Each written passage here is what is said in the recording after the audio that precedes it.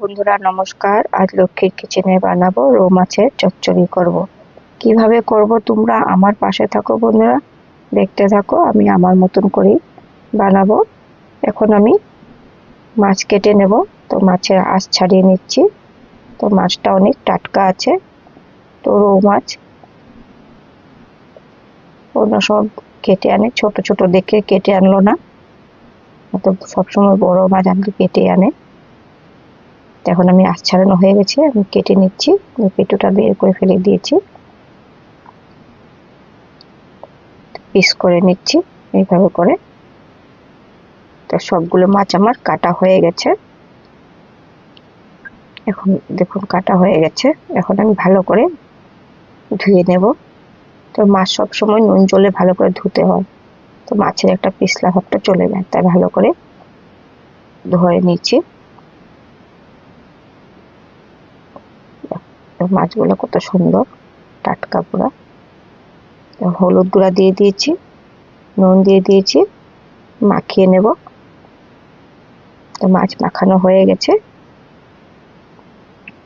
পেঁয়াজ কেটে নেব, যেহেতু চচ্চড়ি করব, চচ্চড়ির জন্য তো পেঁয়াজ লাগবেই। তো শস্য দিয়েই করব। তো পেঁয়াজ ছুলে নিয়েছি, লঙ্কাও নিয়ে নিয়েছি ঝালের জন্য। তো লঙ্কাগুলো অনেক ঝাল আছে, তাই বেশি দেব না। টমেটো নিয়ে নিয়েছি, ধনিয়া পাতাও বেছে নিয়েছি। একসাথে আমি কেটে বেছে ধুয়ে নেব। তো ধুয়ে নিয়েছি,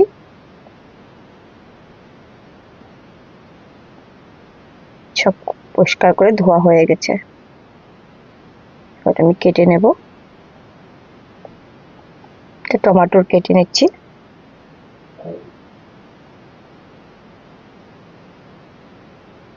পেঁয়াজও কেটে নিচ্ছি। কিছু পেঁয়াজ বেটেও দেব, কিছু পেঁয়াজ গোটা দেব। তো পেঁয়াজও কাটা হয়ে গেছে, ধনিয়া পাতা কেটে নিচ্ছি। সবকিছু রেডি করে নিয়েছি। সর্ষে ভিজিয়ে রেখেছিলাম, এখন আমি শিলনোড়ায় বেটে নেব।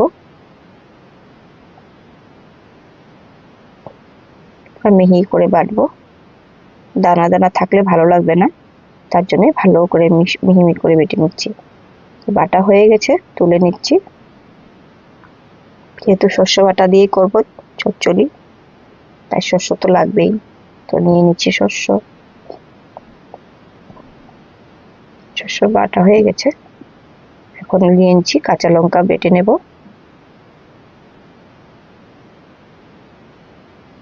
কাঁচা লঙ্কাটাও বাটা হয়ে গেছে, আটা বেটে নিয়েছি। পেঁয়াজ বেটে নেব।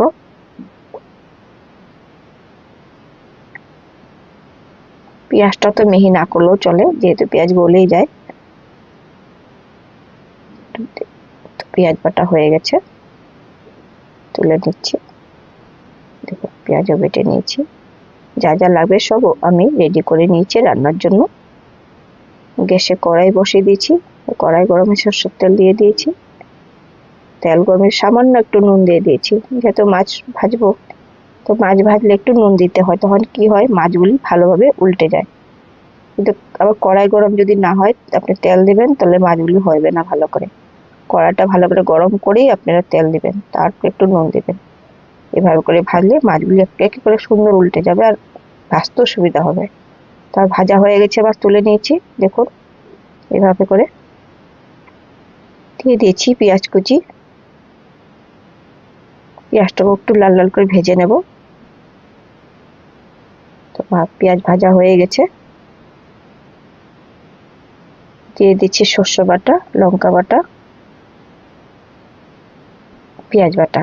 তো বন্ধুরা আমি একটু কালো জিরে দিয়েছিলাম ফোড়নে, কিন্তু সেটা দেখানো হলো না, তাই আমি মুখে দিয়ে বলে দিচ্ছি, ঠিক আছে। তখন জিরা ধনিয়া লঙ্কার গুঁড়োও দিয়ে দিয়েছি। যে কালো জিরাটা দিলে কি একটু গন্ধটা খুব সুন্দর বেরোয়, তাই দিয়ে দিয়েছি, সেটা দেখানো হলো না, তাই বললাম আর কি। তো মশলাটা আমার ভাজা হয়ে গেছে। টমেটোর কুচি দিয়ে দেবো। টমেটোটাও দিয়ে দিচ্ছি, সামান্য নুন দিয়ে দিয়েছি। টমেটো দিয়ে যদি একটু নুন দিয়ে দেন, তাড়াতাড়ি টমেটোটা গলে যায়। আর টমেটো না গললে ভালো লাগে না। একটু চিনিও দিয়ে দিয়েছি সবজি ব্লেন্সের জন্য, তো খেতে ভালো লাগে। তো জলও দিয়ে দিয়েছি। এখন মাছ দিয়ে দেব, ঝোল ফুটে গেছে। সব মাছগুলি আমি দিয়ে দিয়েছি। দেখতে কত ভালো লাগছে। ধনিয়া পাতা দিয়ে দেব। ধনিয়া পাতা দিলে তার কিছু কথা কোয়ারই নেই বন্ধুরা। এখন নামিয়ে নিয়েছি। দেখুন কত সুন্দর হয়েছে। আপনাদেরকে যদি ভালো লাগে তাহলে আপনারা আমাকে জানাবেন কমেন্ট করে কেমন হয়েছে আমার শস্য বাটা মাছের চচ্চড়ি। তো ইউটিউব বন্ধুরা আমাকে সাবস্ক্রাইব করে দিও, ইনস্টাগ্রাম ফেসবুক বন্ধুরা আমাকে ফলো করে দিও। আজ এতক্ষণই রইলো দুপুরের প্লেট।